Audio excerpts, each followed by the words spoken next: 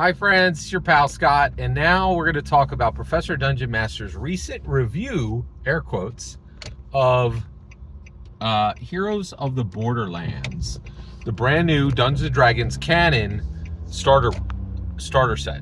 So I was fascinated by this, and the reason why is I really feel Daggerheart has fundamentally changed the entire world. It has changed everything for tabletop role-playing games. It's changed everything for Dungeons & Dragons. So Professor Dungeon Master was always kind of like, he always, I felt like he wanted to grow his channel, and he did. He got 100,000 subs, right? But he was like so many of these guys who were like, ugh, Dungeons & Dragons? Isn't there a million other games we could be playing? Well, I got to make my decision. I make my Dungeons & Dragons video and I have 10,000 views, or I make my DCC video and I make 1,000 views. I guess I can do math, right? It felt like for so long that he covered D&D, but he so desperately didn't want to. And here's one of the receipts for that is he's friends with Steven Glicker. That guy despises Dungeons & Dragons. Roll for Combat is nothing but, hey everybody, Dungeons & Dragons doesn't know what they're doing. Let's all hope they go out of business. Or like it's like, and so and Professor Dungeon Master has a lot more goodwill for D&D than Glicker. Glicker I don't think has any goodwill for Dungeons & Dragons ever. It's bad. He's got one of the worst channels as far as D&D. I just feel like every morning he gets up and pours, like you put gas in your car. D&D hate is what fuels that channel, in my opinion. And and Professor Dungeon Master is there. He's like one of these guys who's got and Glicker is this worm tongue that sits on his shoulder. But Daggerheart comes out, and Daggerheart just changed everything, right? And one of the things, there's a conga line of celebrities who are like, oh, I don't know, do you play Dungeons & Dragons? I don't know, man, are we for Dungeons & Dragons? And like, this was Critical Role, right? Like, these guys are millionaires, and they're like, do we whisper the name of Dungeons & Dragons? I don't know, it made us millionaires. I don't know how I feel about Dungeons & Dragons.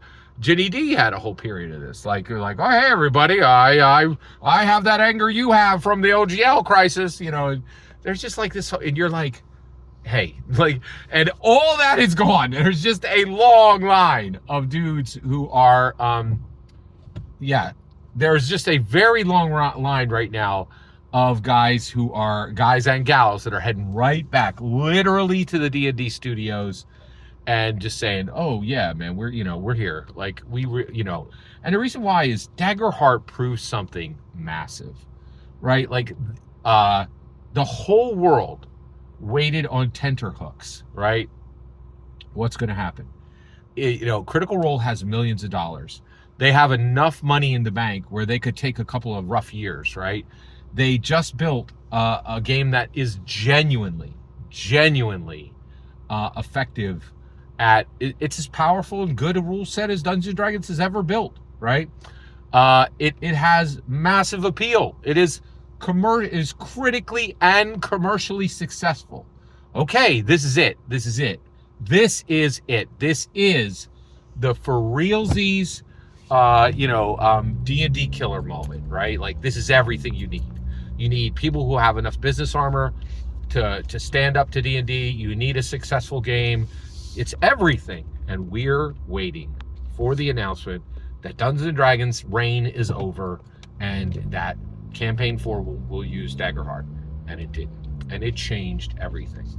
And it was interesting because, like, the D&D Heroes of the Borderland came out like a week or two ago, and Professor Dungeon Master was right, like, here's my review of the latest, newest, freshest Dungeons & Dragons content. Here you go, serving it up, because there's nothing left. Every OSR and indie now knows, if Critical Role couldn't do it, so literally Hollywood celebrity millionaires with a critically and commercially successful game could not stand up to Dungeons & Dragons, everybody else is cooked. The competition is over. And I really think it just told everybody, for 20 years, in the future, there's going to be absolutely no competition for Dungeons & Dragons. It is a juggernaut at speed. It cannot be beat. So bow down to the king. Bow down. Bow down. That's it. And I think that's why you're seeing, and he's like, hey, this is my review, and I'm going to teach you how to play Dungeons & Dragons, and I'm going to end my tutorial. Well, if you're doing a tutorial with the product, I don't need your review, right? It's good enough for you to teach people how to use it, right? And here's how to play Dungeons & Dragons. That's your review, right? If it sucked, you wouldn't be saying, hey, here's my tutorial on how to play Dungeons & Dragons with Heroes of the Borderlands, right? And I think it's just a complete surrender. It's a complete surrender everywhere. Critical Role is making their way back to the D&D studios. I think next you'll see Baron DeRop, Bob Builder's going to get a lot more. I think Bob Builder's going to get a lot more friendly with D&D. Everybody, every single inch of progress that the OSR and the indie gained from the OGL crisis has evaporated. It's all gone. All gone. Every single word you just heard in this video is my humble opinion. Nothing more, nothing less. The important part is when I get to hear your humble opinion, when you get in the comments and send your traffic. Please consider subscribing and have a fetch millennium.